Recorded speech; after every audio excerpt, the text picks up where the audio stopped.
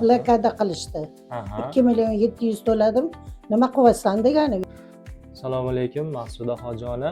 Bizni klinikamizga, Orom Medical klinikamizga kelishingizdan oldin og'riqlaringiz qanaqa bo'lgan, qayerlarda davolangansiz, shu haqida qisqacha ma'lumot bersangiz bizga.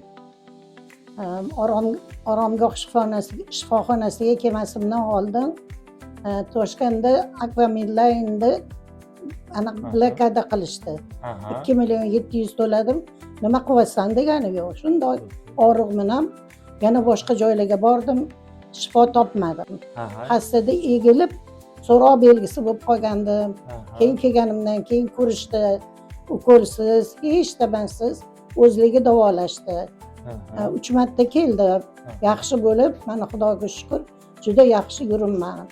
Ming rahmat doktorlarga, bu yerga ishlayotgan ishchilarimizga, hammaliga shirin so'z, odam chiroyli qabul qilishib, hammani xursand qilib jo'natishyapti. Mana shu To'raqo'rg'onda mana shunaqa shifoxona bor ekan deb tavsiya beraman.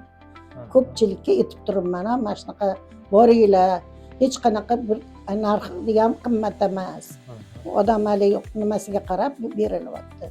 Boshqa joylarga borganman, 10 kuniga 3 million deb so'ragan joylar ham bo'ldi.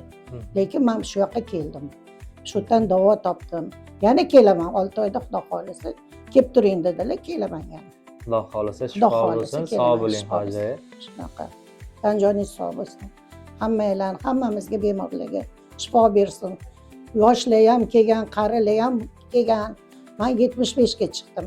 Shunda ham chiroyli shifoni topib keldim. Mana endi bu yerda yoshlar ham bor.